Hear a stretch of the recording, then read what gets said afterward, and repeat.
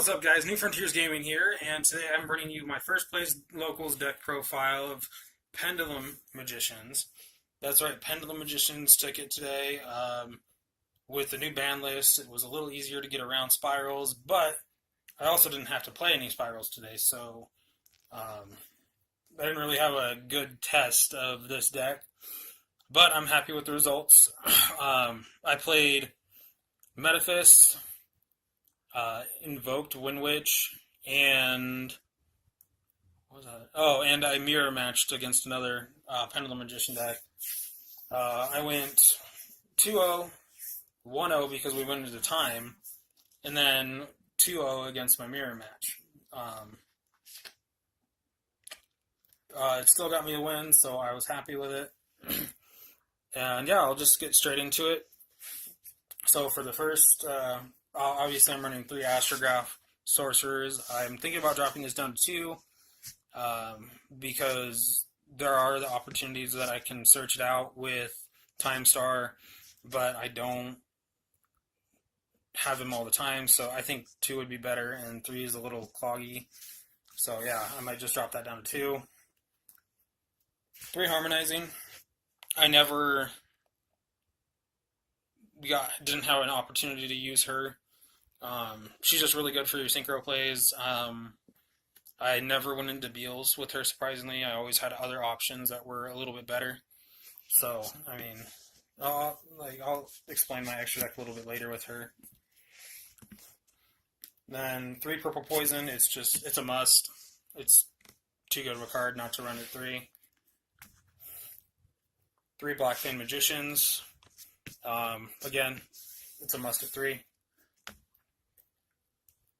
3 Double Iris. I don't find myself using her that much or him that much, but still good high skill to have. Then 3 Skull Crobat Jokers, because it's a Rhoda, so why not? And this card I'm thinking about taking out. It's the Pendulum Sorcerer, and that's because I find myself in the opportunity where I have it and I don't need it, or I can't get the maximum amount of searches off of it because there's only 1 card that's searchable. So this might just come out completely or drop down to 1. I haven't decided yet. Next, I play 2 Luster Pendulums because he's just a really good card. And I can synchro into Ignister, summon out my extra Luster if I have one in Scales, or even if I used it for synchro. It's just a really good card to have in this deck. Then I run the Supreme King Engine, 1-0, 3 Dark Worms. It's instant Scales if you don't have them in hand. So, and it's a +1 on the board. Next, I play 3 Duelist Alliance because it's Duelist Alliance, and that's what this deck needs. I play 2 Star Pendulum Graph. I don't run 3. 3 is too many. 2 Pendulum Call. I know most decks run this at 1, but I find it more useful at 2. I see it more often, and it helps my Scales stay on board, especially if I'm in the mirror match and Wavering Eyes is activated. Then I run 3 Pot of Desires. I was running 3 Allure of Darkness, but the problem I was running into with Allure of Darkness is I was going negative more than I was going positive, so this definitely came in clutch.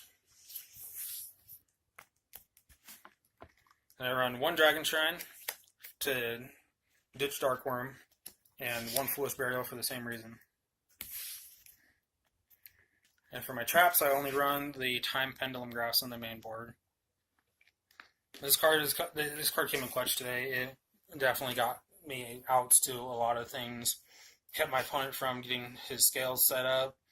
It kept him from going off with Magical Meltdown, and it just stomped Metaphys. So that's it for the main deck. For the extra, I run 1 Tornado Dragon, 2 Time Stars, 1 Tired Taper. I never went into him today except for once. And the one time I did go into him, he was outed instantly. So with him being such a low defense, I feel like he's good, but he's not as good as people are saying. 1 Castel, great in the mirror match, especially if your opponent runs Beals. Just bounce Beals back to the extra deck, and I was good to go from there. I literally just did a Castel beatdown at that point. Then I run Utopia package. It helps get over a lot of problems. 1 Supreme King Dragon, Dark Rebellion. He's just zeroes out attacks and can get you the game. I do run the 1 Beals. I don't find myself going into him that much because the opportunity never comes out unless I'm playing against True Dracos, but I didn't even see those today. 1 Ignister. He can also win me games. I found that when I went into him, he did win me the game because if I didn't, then I would have lost.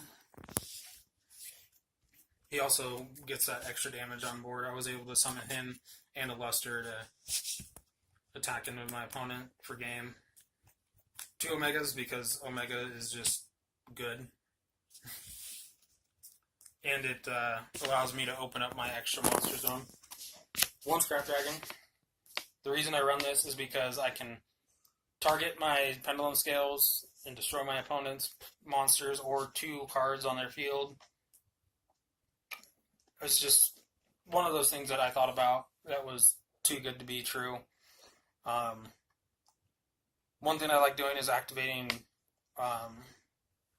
Pendulum Call, summoning Scrap Dragon, targeting my scale and their card since they can't be destroyed. It just works really well. 1 Supreme King Clearwing. He's a Raigeki. He helps out so much, so I didn't see the point not to run him. And then I'm rounding off my extra with 1 Starving Venom. I never go into him, but I feel like the opportunity will come up eventually, especially if I'm going up against a True Draco deck because I can copy effects. But, I mean, realistically, that wouldn't be the best idea to put him in there against him. But there are other good effects that I can use to copy. So, I mean, he's pretty solid. That's it for the extra. For my side, it's very generic. So, 1 Maxi. 3 Ghost Ogre. These would be Ashes, but I don't have Ashes. 3 Cosmic Cyclone. This is too strong of a card, especially in the mirror match. 3-way, very nice. I only sided in against the mirror match. I mean, there's no other point to run it. Then board wipes, I have Raigeki and Dark Hole. And I have the Solemn package, or Brigade, which I only sided in once. And I only saw it once. So, overall, it was a really good deck. If you have any questions about my choices and cards, feel free to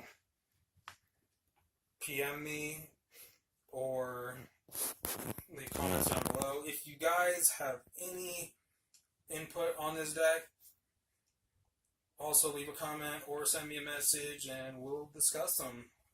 But for now, that's it for the deck profile. This is New Frontiers Gaming, signing out.